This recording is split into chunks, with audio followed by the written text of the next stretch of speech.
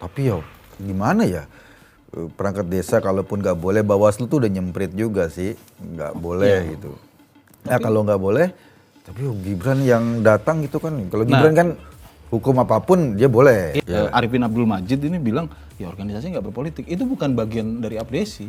Bahwa kemudian ada yang memakai nama abdesi itu di luar sepengetahuan dia gitu. Gambarannya kayak gini, kan kita jadi susah nih membayangkan Indonesia ke depan kalau perilaku penguasa belum berkuasa loh. Baru kandidat. Udah kayak gini, ini kan agak susah kita ngebayanginnya.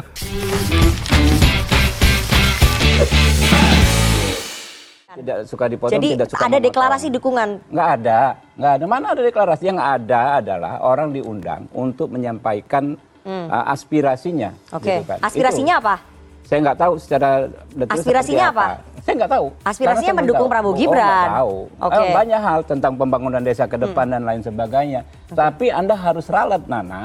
Anda dengan lantang tadi mengatakan adanya dukungan. Itu saya pastikan tidak ada. Oke. Gitu. Nanti dicek gitu Ya. kan ya. Kalau nggak saya laporkan Anda ke Dewan. Oke. Saya laporkan Anda ke Dewan. Oke. Saya laporkan Anda ke Dewan. Oke, silahkan, nggak masalah. Ya pasti. Oke, ya iya. pasti, Jadi gitu. ini kenapa cuma Kalau capres Anda yang tidak hadir? meralat dalam acara hari Oke. ini juga, saya tentu akan laporkan Iya. Anda. Jadi kenapa cuma capres Anda Loh, yang hadir? Yang ditanyakan ke saya, tanyakan Oke, kepada yang mengundang. Jadi gitu loh. Prabowo Gibran hadir di situ kapasitasnya sebagai apa? Saya nggak ngerti. Oke, Yup. tuh kemarin rame itu soal apa, deklarasi perangkat desa itu loh, dikumpul-kumpulin di mana sih? Abdesi. Abdesi Asosiasi atau Perangkat Desa. ya mungkin ada kan itu organisasinya kan, Desi Ratnasari. Abdesi. Tanda biru dong. Oh iya. Itu Oh yang itu, yang ada Gibran. Ada iya ada Gibran, ada siapa gitu, dan itu panitianya ada gambar Gibran Prabowo. Sebetulnya boleh nggak sih? Tuh nggak tahu ya. Maksudnya kalau organisasinya itu kan organisasi semacam organisasi masyarakat ya, organisasi publik terbuka gitu Iya, ya. enggak kalau perangkat desanya. Oh perangkat desanya nggak boleh dong. Undang-undang nggak boleh kan? Iya. Jelas-jelas Jelas, mengatakan- kalau itu jelas. Itu undang-undang Clear. desa mengatakan Iya, perangkat desa baik kepala desa, karena mereka dianggap sebagai bagian dari pemerintahan. Iya, milik publik gitu. Milik publik Iya, kan. milik publik itu artinya didanai oleh masyarakat, pajak masyarakat, pajak kita nih.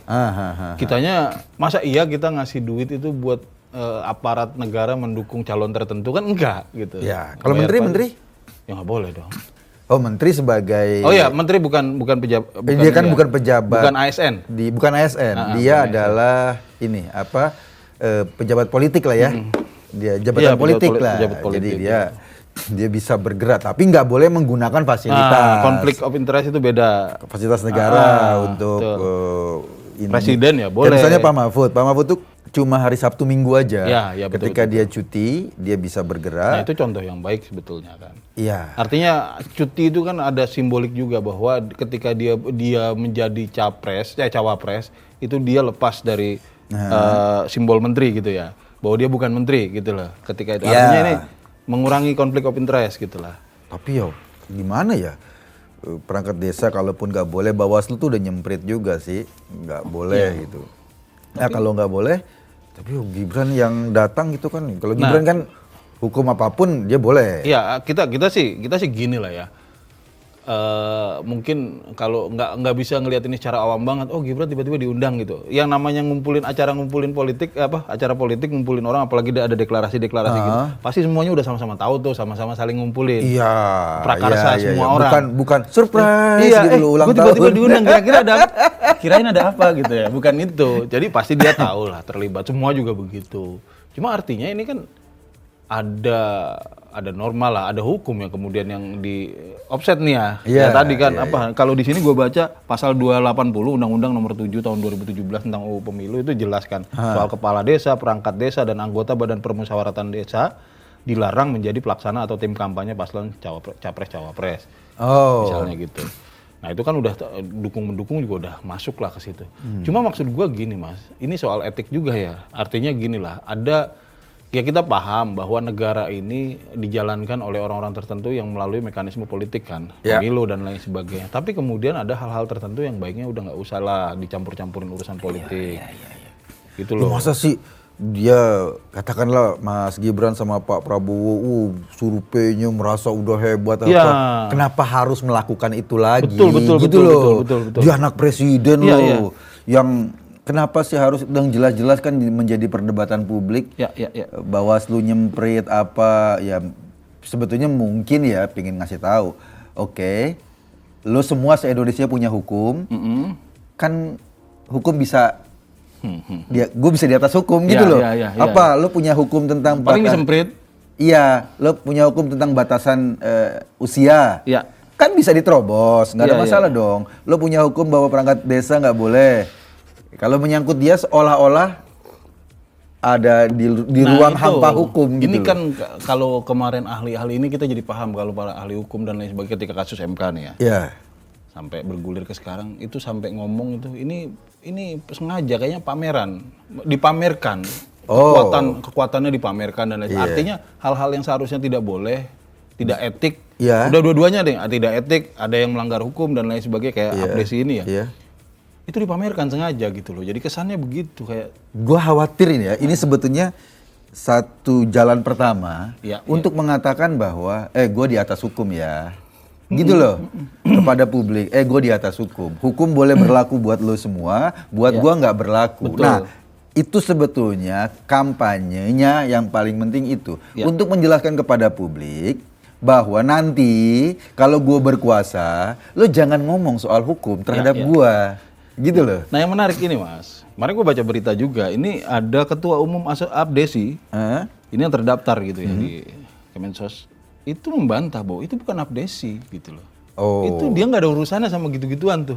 Dia kepala desa dikumpul-kumpulin kali dari mana-mana. Bawa nama Abdesi gitu loh. Padahal yang punya stempel ketua umumnya ini Arifin Abdul Majid ini bilang ya organisasi nggak berpolitik. Itu bukan bagian dari Abdesi.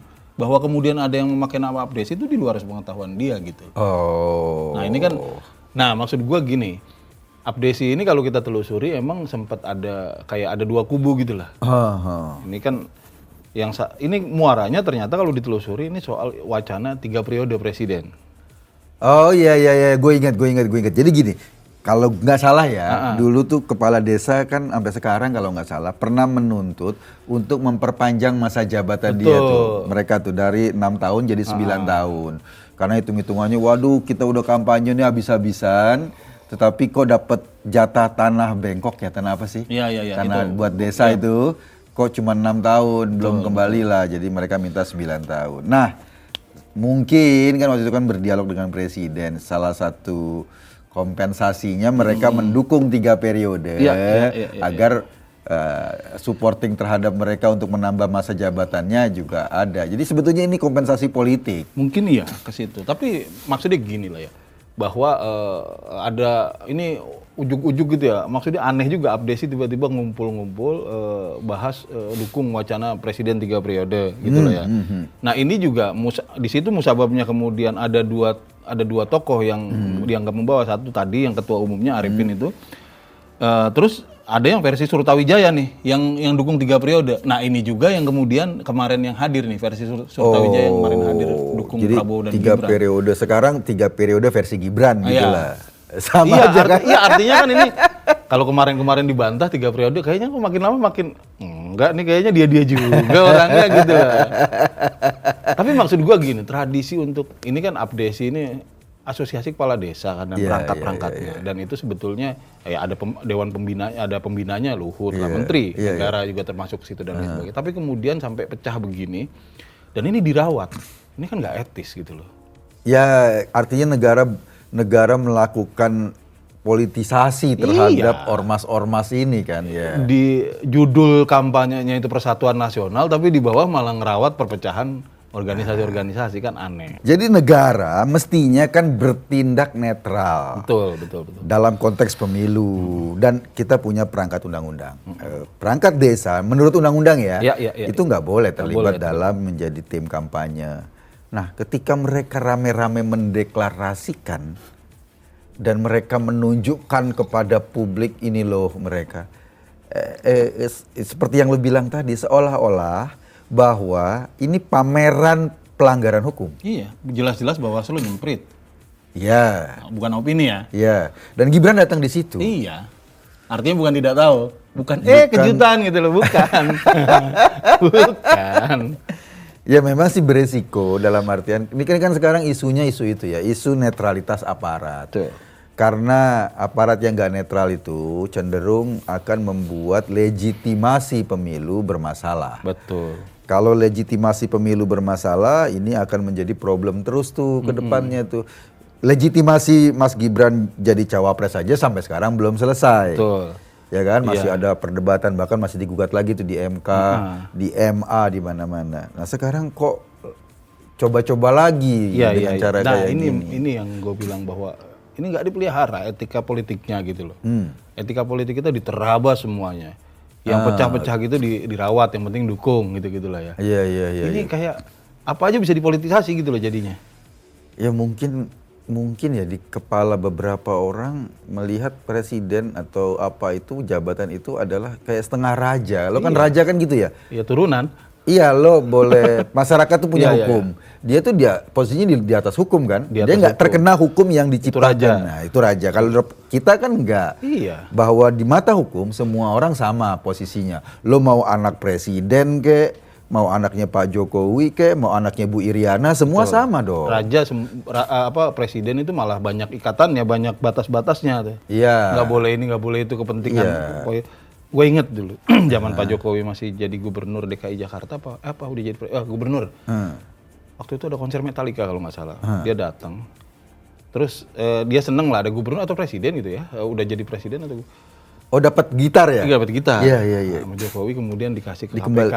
Karena nggak Dikasih boleh KPK. kan. Oh, nggak boleh gratifikasi. Nggak boleh gratifikasi. Padahal kan orang sebetulnya nggak mempersoalkan toh gitu. Iya, Ini iya, kan iya, ada iya. musisi yang seneng dia lihat pejabat di Indonesia suportif. Iya. Oh dia seneng dikasih lah gitar apa memorabilia Jokowi dengan ini. Nah etika-etika gitu kita kangen tuh.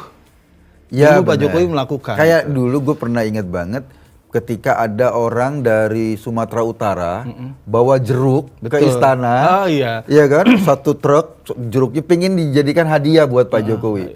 Terus kemudian Pak Jokowi meminta stafnya untuk bayar. Nggak Kenapa? boleh. Karena kalau diterima itu gratifikasi. Iya nggak boleh diterima. Terus kemarin acara Jembatan Najwa. Kan sering tukeran kado kan? Iya. Harganya harus di bawah 300.000. Terus Mas Ganjar itu karena kebiasaan. Dia lihat, ini harganya berapa yang dikasih helm sepeda itu. Sepeda. Harganya nggak mungkin yang 300.000. Kalau saya masih gubernur, pasti saya tolak nih. Karena harganya 1.300.000 nih. Iya. Mestinya kayak gitu, mungkin lagi diskon. Nggak, ternyata ini dulu 1.300.000 diskon 90%. Belinya yang diskon ini Pak. Cocok, keren. Keren. Makasih Pak, keren. Terima kasih. Gak apa-apa Mbak, saya bukan pejabat negara. Oh iya benar, udah nggak pejabat, jadi nggak Iya. pakai aturan gratifikasi. Oh benar-benar. Artinya apa? Artinya, katakanlah menerima uang atau menerima hadiah di atas 1 juta, kalau nggak salah ada aturannya di atas Iya, berapa iya. gitu. Iya. Itu termasuk gratifikasi Iya. pejabat. Gua pernah buka, Bro. Itu ada teman yang ke Puri Gede bawa durian banyak. Duriannya durian mahal. Durian apa namanya yang mahal tuh? Musangking. ya? Musangking. Dan pada satu titik dia doyan durian. Tapi disuruh kembali. Kenapa? Masih jadi gubernur. Karena harga itu mahal dia nggak bisa ngambil. Iya, Padahal itu teman loh. Gratifikasi. Iya nggak boleh. Itu etika ya. Nah iya dan itu kan kita seneng kalau ngeliat hal-hal kecil ini kemudian masih dipraktikkan dengan disiplin. Iya. Ini udah mainnya hal-hal gede, udah ngumpulin puluhan ribu orang, Oke. Itu merabas aturan semua gitu ini. Nah, ini terlepas berbeda dengan gratifikasi ya. Gibran memang bukan pejabat. Betul. Tapi dia pejabat publik ya. Ini soal etik. Oh. Iya gitu loh. Tapi apalagi ini udah lebih rendah dari etik lagi, hukum udah lebih teknis kan. Iya. Tapi iya. artinya bahwa secara etik kita bermasalah loh kalau ngelihat hal-hal begini kemudian makin lama makin normal. Menurut gua gitu. Iya. Berantakan semuanya. Hal-hal yang tadinya kita jangan kayak gitu nanti nggak enak dilihat orang atau nggak boleh menurut aturan. Lama-lama jadi alah udah yang kemarin juga kejadian tuh. Iya, Nggak akhirnya apa-apa. kita nggak peduli dengan etik, dengan hukum. Kalau tatanan bermasyarakat pada akhirnya tidak peduli dengan itu atau tidak kecil, iya paling kecil, berapa. lama-lama ya rusak dong hidup Iya. kita jadinya dong ke depan. Iya, nanti lama-lama gitu korupsi masih di bawah 1 miliar. Oh iya, masih di bawah 2 iya. miliar, belum 1 triliun gitu. Kasihan lah gitu kan. Dulu pernah ada wacana begitu soalnya korupsi itu kalau di bawah sekian itu udahlah nggak usah kejam amat kita ini sebagai bangsa masa mau diproses hukum juga. Nah ada wacana kayak gitu. Oh. Toleransi gitu kan bermula dari hal-hal kecil yang kita biarkan. Nggak apa-apa. Ya, Sedikit kok. benar. Nggak ada efeknya kok sebetulnya. Ah. Semua juga tahu bahwa niatnya bukan gratifikasi gitu-gitu mulai dari situ kan. Iya sih. Nah itu memang orang-orang yang tetap menjaga etika. Nah, sebetulnya kan contoh ya. Ini Pilpres ini contoh kepada publik untuk bagaimana nanti kekuasaan dijalankan. Ini kan ketika mereka mau merebut kekuasaan kan apa sih yang mereka lakukan? Dan itu adalah contoh. Ini loh nanti gue cara menjalankan kekuasaan kayak gini. Apakah gue menerobos hukum, melanggar etika, nggak peduli dengan norma, gitu loh. Nah, kalau gambarannya kayak gini, kan kita jadi susah nih membayangkan Indonesia ke depan kalau perilaku penguasa belum berkuasa loh. Baru kandidat. Udah kayak gini. Ini kan agak susah kita ngebayanginnya. Waduh, nanti gimana nih? Gitu loh. Iya. Orang akhirnya nggak lagi percaya pada sistem, nggak lagi percaya pada mekanisme, percayanya pada lo deket siapa, lo pakai jalur siapa. Betul. Itu yang bahaya, bro. Iya. Lo anak-anak muda sekarang ya, kan dia ngomong itu, ini adalah calon yang merepresentasi anak muda. Gua khawatir anak muda kita anak muda dianggap tersinggung lah. Iya, nggak punya etika. Anak muda itu sebetulnya harusnya nggak punya etika, menerabas hukum. Ngumpulin kepala desa, Iya, kerjaan anak ini muda tuh. nempel sama kekuatan bapaknya gitu. Itu gue sih nggak yakin itu adalah mencerminkan nilai anak muda kita. Anak muda kita jauh lebih beretika dibanding itu. Dulu kita pernah ada dalam kondisi seperti ini, Mas. Tapi kemudian reformasi membuat kita mengamalkan kembali nilai-nilai dasar lah. Rasa malu, rasa kepatutan publik dan lain sebagainya. Itu sedikit banyak, walaupun kita banyak sering sinis ya terhadap aktor-aktor politik selama reformasi. Tapi setidaknya hal-hal kayak gini itu kemudian jadi persoalan gitu loh. Lu nggak bisa sembarangan memakai kekuasaan lu, itu ada batasnya. Ini demokrasi gitu. Iya. Kekuasaan, apalagi lu bukan penguasa, lu anaknya penguasa. Iya, gue ingat banget cerita-cerita orang tua kita ya. Pada zaman Orde Baru dulu, zamannya Pak mantan mertuanya Pak Prabowo jadi presiden. Itu kan lo kalau bukan anak penguasa atau berteman dengan anak penguasa atau berteman dengan temennya anak penguasa. Satu geng ya sama anak. Iya kan? Atau berteman dengan, ya dulu kan militer sangat powerful ya. Itu lo jangan mimpilah lo bisa hidup dalam tanda kutip naik tingkat posisi tertinggi. Udah terima aja takdir lu segitu, itu garis tangan. Iya. Lu miskin, terlahir dari bapak miskin ya garis tangan udah. Orang dulu saking takutnya sama, dulu ada militer kan? Iya. Dulu disebutnya ABRI ya? Iya, ABRI. Jadi ketika ada cerita nih, naik kereta penuh nih. Ada orang kakinya diinjak, bro. Keinjak, kenceng banget. Sakit. Tapi nggak berani? Nggak berani tanya. Pak, maaf. Yang injak ditanya sama korbannya nih, yang kakinya diinjak lagi kegencat-gencat. Pak, maaf, Bapak ABRI bukan? Gitu loh. Dia tanya dulu. Oh, bukan? Oh, Bapak punya keluarga ABRI nggak? Enggak. Teman Bapak ada yang ABRI nggak? Enggak. Kenapa? Maaf Pak, kaki saya keinjak. Lo bayangin kalau dia bilang gue ABRI, dia nggak berani tuh ngomong kaki gue keinjak. Iya, itu dulu gambaran gue denger cerita itu militeristiknya luar biasa. Dan pandangan kayak begini itu sejarahnya justru berawal dari era penjajah nih, Mas. Kalau kita ingat-ingat, kalau kita telusuri lagi. Sebagai contohnya gampang, waktu itu di Indonesia mulai ada sekolah kan, ketika kita masih dijajah Belanda. Yang boleh sekolah siapa? Orang pribumi, orang Indonesia. Anak-anak penggede ya, anak-anak bupati, anak pejabat. Ya itu balik lagi ke situ kita, ke era itu. Mereka biar jadi sekolah biar bisa ngerti ilmu teknis, biar bisa ngerti bahasa Belanda, kemudian jadi amtenar ya kayak PNS lah kalau sekarang, kayak ASN gitu ya. Ya itu mimpinya, udah itu aja. Artinya yang boleh bermimpi naik kelas itu cuma anaknya pejabat. Jadi kalau kayak kita nih, yang anak yang lahir di piring kaleng. Ya udah lu terima aja garis tangan gitu. Garis tangan. Kan gitu jadinya. itu sebetulnya kan pameran kekuasaan atau pola-pola kekuasaan sekarang ini meruntuhkan etika dan semangat anak muda menurut gua. Jadi justru bukan karena variabel kemudaannya yang memotivasi anak muda. Oh anak muda bisa, bukan.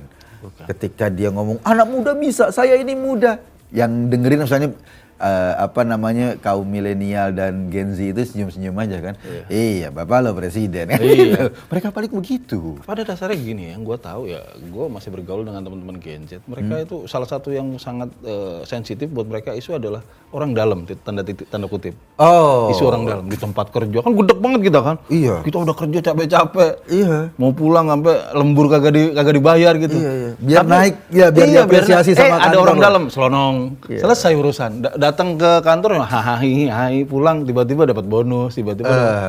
Itu yang paling mengesalkan memang. Iya, ini- Jadi itu merusak prestasi sebetulnya. Jadi semangat lo bekerja itu rusak hanya karena itu. Iya. Begitupun sekarang gua rasa politisi-politisi muda ya.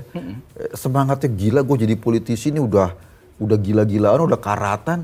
Cuma ada anak yang tiba-tiba Betul. kucuk. Kalau lu lihat ada akun di Twitter itu yang populer banget seputar dunia kerja buat anak muda itu namanya HRD Bacot. Aha.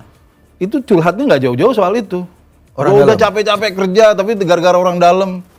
Oh. Laporan gua diambil diklaim punya dia. Oh. Kerjaan gua diambil diklaim punya dia. Orang dalam. Buktinya banyak, orang kalau mau dibuktikan gampang, tapi masalahnya orang dalam, Bro. Mau diapain? Mau diapain, Nggak ada hukumnya kalau udah itu, udah di atas hukum. Ya sama juga kayak misalnya dibilang, oh ini pembangunan Solo bagus, gitu loh. Iya. Banyak proyek besar di Solo, ada 17 proyek strategis nasional. Loh iya kan yang kerja Pak Basuki itu. Iya, segitulah. Iya kan, Pak Basuki Dananya duitnya dari juga. pusat gitu loh. Hmm. Terus ya karena posisinya di Solo dan kan problemnya siapa yang menempatkan di Solo Betul, kan. betul, gitu. betul. Jadi gitu ya. Ya inilah kondisi kita. Kita nggak tahu nih ke depan, tapi mudah-mudahan kalau menurut gue sih ya bro, Pilpres ini kan paling penting adalah kita punya gambaran nih sekarang. Kampanye ini adalah gambaran bagaimana cara negara ini dijalankan kalau mereka menang.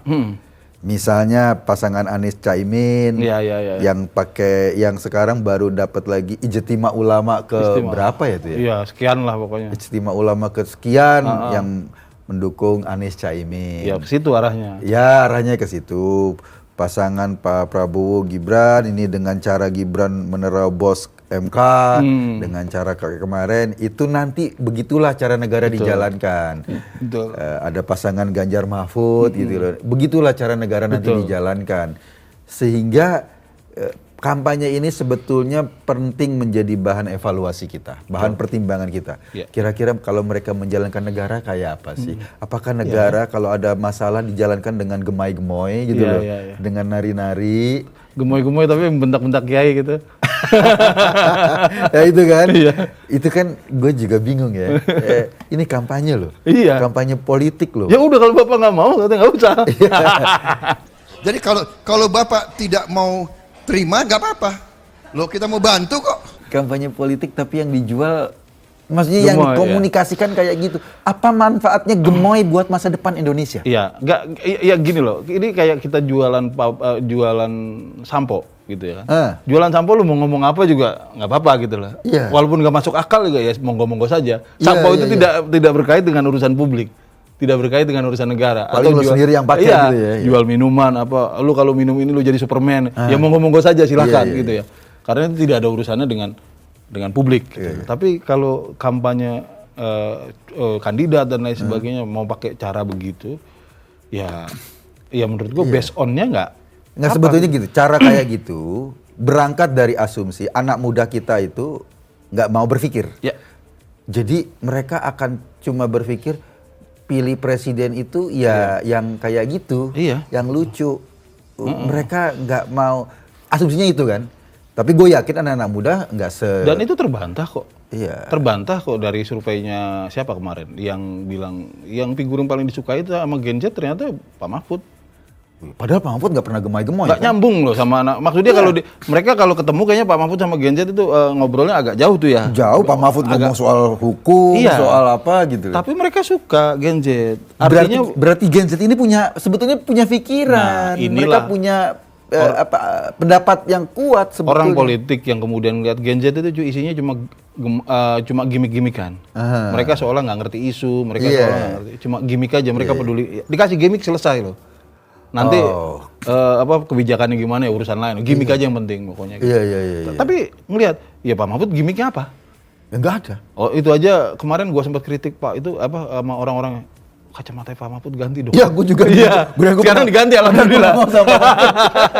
Jadi waktu itu kalau nggak salah sebelum Pak Mahfud dideklar sama Bu Mega, Iya. kan gue dapat kabar sebelumnya tuh. Dan gue beberapa teman-teman mampir ke rumahnya Pak Mahfud. Iya. Dan saran gue itu, Pak, kacamatanya Pak. Ya itulah. Iya. Maksud gue kayak gitu-gitu. Itu maksudnya nggak ada gimmick-gimmickan gitu loh. Tapi orang suka ternyata. Gen Z suka. Iya. Artinya bahwa mereka mendekati ini kan di balik kebiasaan Gen Z main gimmick itu ada mereka care sama isu. Isunya bahwa Pak Mahfud itu konsisten soal hukum, berani dan lain Nggak, sebetulnya ketika mereka suka sama Pak Mahfud, mereka pingin bilang sama para politisi, hormati hukum. Konsisten sama hukum. Berantas korupsi, kan itu kan yang ingin mereka sampaikan. Betul. Jangan sampai kemudian malah justru dipertontonkan Ya. peristiwa yang melanggar hukum secara terang-terangan. Ini yang sebetulnya Kolusi namanya. iya, mereka nggak suka. Nah, ya inilah politik, bro. Mau gimana lagi? Iya, ya tinggal sekarang tugas kita adalah memastikan kita mau tradisi kayak gitu dibiarkan, Iya. atau kita kembalikan nih ke tradisi yang kita punya rasa malu di sebagai pejabat publik. Iya. Kita hal-hal kecil dilakukan dengan disiplin, etika-etika sederhana dilakukan dengan disiplin, atau kita biarin aja tuh kayak gitu-gitu. Ya, karena kalau nanti yang para penggedenya atau katakanlah nanti mereka-mereka yang menjabat jabatan paling tinggi udah nggak peduli etika, nggak peduli hukum, ya rusak bangsa ini. Ya semuanya. Kasihan anak-anak muda kita. Semuanya ke bisa depan. dijadiin alasan. Orang bangun ngerjain proyek gagal aja itu bisa di ini. Kasihan lah udah gagal masa kita persoalkan. Masa sedih loh orang gagal proyek gitu gitu. Proyeknya nggak berhasil gitu ya. Terindikasi korupsi nanti ada begitu nanti. Iya, Karena kebiasaan kita menoleransi, toleransi. Nah itu dia, kita harus punya ada aturan lah, ada jalan, ada peta moral. Ya, betul. Ada peta Standarnya moral, itu. standar moral yang mungkin bagi rakyat kebanyakan standar moralnya mungkin misalnya 70, tapi justru untuk pejabat dan para Naik petinggi harus naik jadi 90. Iya dong. Gitu loh. Mereka orang nggak. Karena mereka contoh juga. Dan karyawan kita mereka itu, kita yang gaji gitu lah. Nah, iya kan. Masa mau lebih rendah dari kita gitu. Iya. Maki, thank you. Thank you. Mudah-mudahan ada manfaatnya obrolan kita. Ya.